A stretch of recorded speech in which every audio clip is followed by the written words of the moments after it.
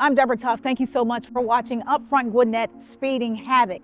In the heart of our county, the relentless pulse of urgency takes center stage as commuters navigate the streets in what can be considered a race against time. But police and fire say that race against time could potentially turn deadly.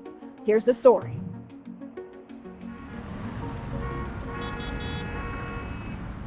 Honks echo and engines hum, capturing the urgency of a growing county perpetually in motion. School, work, kids' activities repeat. But that motion... The accidents happen at all hours of the day. ...stopped Gwinnett officer Daniel Ortega in his tracks.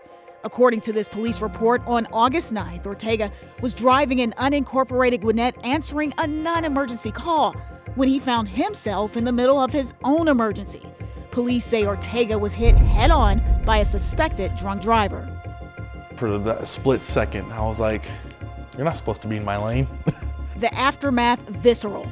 The 2-year Gwinnett officer had to be cut out of his patrol car. His heel and parts of his toes shattered, along with his dreams to protect and serve. For now, the married father of one and sole provider can't work. It's been impacted quite, a lot, just because, my foot is not the same of how, what it used to be. It also has hit me financially. So all that stuff, the combination of trying to live this new life with, my foot being not the same what it was, and dealing with not being able to go to work with, my guys, and, dealing with, the bills and stuff like that, it can get pretty rough. I can tell you that over the last year, between November the 1st, 2022 to November the 1st of this year, we responded to over 7,500 accidents, motor vehicle accidents. Over 32% of those resulted in the transport of someone off the scene to go to a hospital where they could receive definitive medical care. Gwinnett Fire Captain Ryan McGibbony says the human toll of accidents like Ortega's is often witnessed firsthand by firefighters. So as we pull up, we're just seeing, the tragedy of demolished vehicles. Obviously, there's going to be people standing on the sidelines that are trying to help. And as we pull up, we are just trying to assess the scene to see what's going on, make it safe for everybody, which includes blocking traffic. So speeding is not only a problem here in Gwinnett County, it's also a problem nationwide. Our accident investigation unit has seen an increase in the number of call-outs that they've had this year as compared to last year. In this year alone, they're up 36% in call-outs and up an additional 23% in fatalities. In an alarming but not new trend, law enforcement reports reveal that reckless driving is not confined to highways and expansive roadways. School zones have now transformed into what can only be described as pseudo racetracks, raising significant concerns for the safety of students and pedestrians. Gwinnett Speed Zone cameras caught these drivers barreling through school zones. The posted speed limit was maybe 35 or 45 or whatever it is. Sometimes we'll see drivers speeding in excess of 100 miles per hour.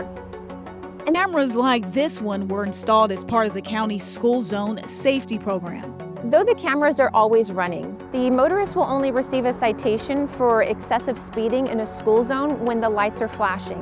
Those lights are flashing 1 hour before school is set to go in session and 1 hour after school is let out for the end of the day. And the good news continues. Gwinnett Transportation has eyes on all traffic flow in the county. So it's a lot of traffic from the highway that goes through here, people trying to cut through to get to the highways. My team focuses on several areas. I have some safety engineers, traffic safety engineers. Their main role would be to, for example, do some of the traffic count program that we have.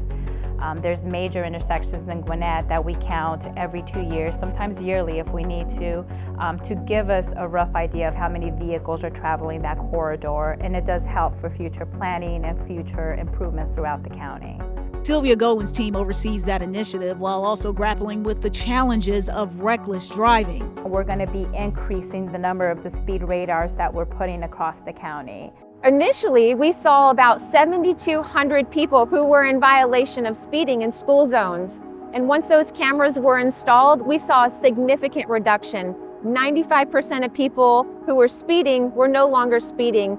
And those violations went from 7,200 to approximately 350 violations. Meanwhile, Ortega stays hopeful. I lost all of my muscle mass in this leg since I haven't been using it. So I'm working these out again, and my calves. As he continues to push the limits of his recovery.